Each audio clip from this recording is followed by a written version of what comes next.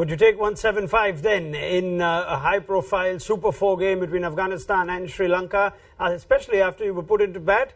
But we'll find out with Farveez, Maharoof and Gaurav Sundararaman on Qatar Airways presents ESPN Cricket for T20 timeout, who the happier side is, and look at terrific individual innings by Rahmanullah Gurbaz and some key moments in that innings that saw the game again ebb and flow towards different teams. Farveez, you thought 150, 160 would be something Sri Lanka would like, so does 175 make it advantage Afghanistan?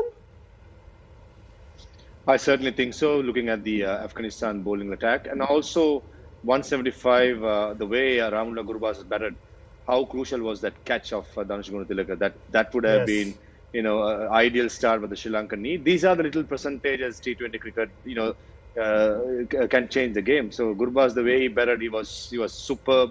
So I reckon, in my opinion, 175, happiest team in the break would be definitely Afghanistan.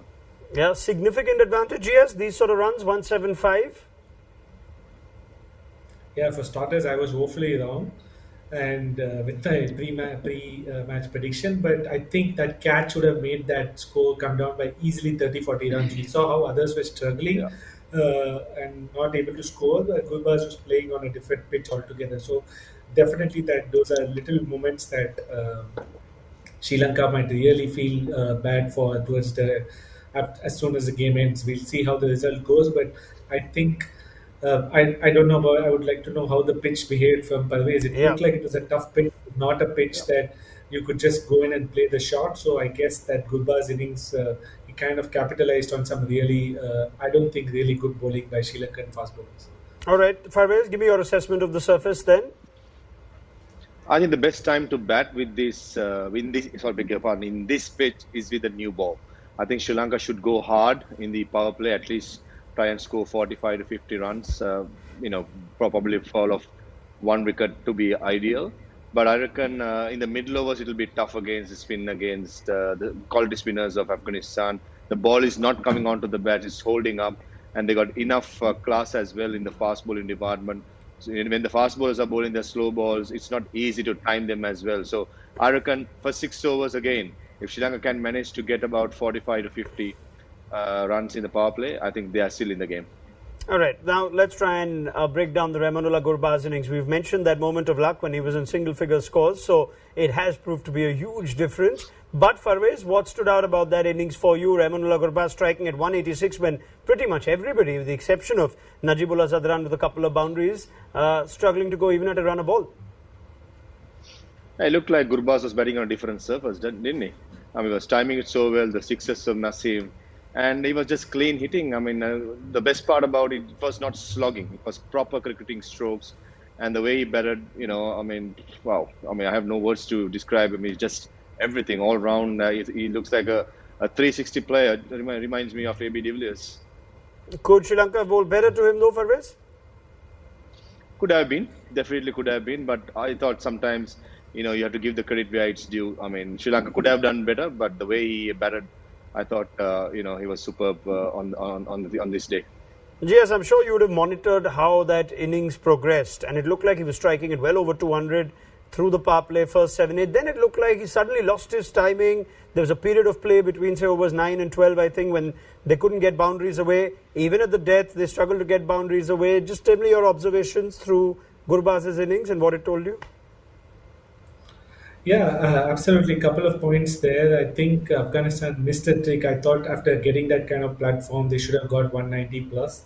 I think Nabi being the captain, we've already spoken about him not being in form. He came in and sucked the momentum. I know very few balls, but that can happen in a T20 innings. I feel they could have sent in Rashid Khan ahead with those 2-3 overs left. Nabi came in, I guess, because he wanted to maybe prove himself to do that job, and he did. And Gurbaz again started off, because it was the power play, he wanted to capitalize. I think he started off playing some bold shots, and then he realized that it may not be a pitch where you can just come and hit through the line. We saw that a lot of plays and misses as well. So I guess he timed his moments very well. And these are in T20. They keep saying the form players are important. You need to kind of capitalize. Just one man brilliance is more than enough to win a T20 game, unlike the other format. So that's where I felt Gurbaz really timed his innings well. Having said that, they scored just 35 runs in the last 5 overs and lost Yeah. 5 wickets. I think that's a lot. Considering the kind of platform you said, especially in Sharjah, and we saw that Sri Lanka have just chased down 180 odd last game. So maybe if I have to really nitpick, they could have got under 15-20 runs. These are the kind of innings which are harder to analyze at half time, right? Did they do well to go hard initially because it was going to be tougher, or have they fallen 15 short with the start they had? It depends entirely on how Sri Lanka bat on this. So we'll perhaps just hold judgment there. But one part of why that momentum was somewhat stopped towards the end was the unusual role of Mahesh Theekshana today, bowling 2 overs late at the death. I think it's unusual. GS can tell me more of how often maybe Theekshana has been used in this role when we spoke at length in the pre-show of how he's a power play bowler, Farveez. But conceding just 5 and 3, I think it was even less as a leg by in that. So he's conceded effectively 7 in his last 2 after going for 22 in his first 2. Theekshana in a different role, standing up at the death.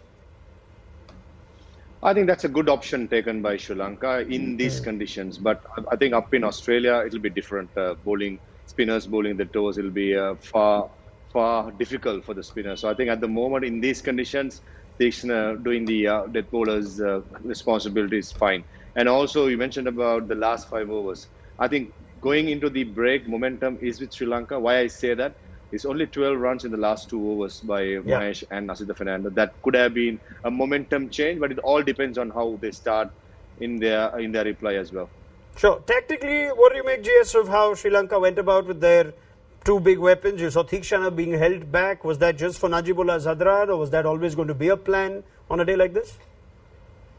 I think it was a pre-planned thing because you had Nabi, Rashid, and Najibullah who loved to get pace on the ball. So that was good tactical move by Sri Lanka. Again, why not Hasaranga and why Theekshana? I don't know. But Hasaranga also bowled well today. It was not among the wickets, but he kind of conceded very few runs. So it was that way they were tactically good. One observation I made, Raunak, regarding the fast bowlers. I think the kind of lengths they bowled, I was looking at the lengths. I'm not sure why they did this. If you look at the graphic, you can see that either the full length, they've been either too full or too short, and that's really gone for runs. When they bowled at a nice test match length, they've got 3 wickets. I think Afghanistan should take some cue from that because it was very evident in Sharjah you don't bowl full and short. And clearly the stats have said that. So it's going to be interesting if Afghanistan can follow this, can pick up from this. Very well. Farveez, just on that point, maybe you could tell me what's the best way to bowl on this surface from what you've observed?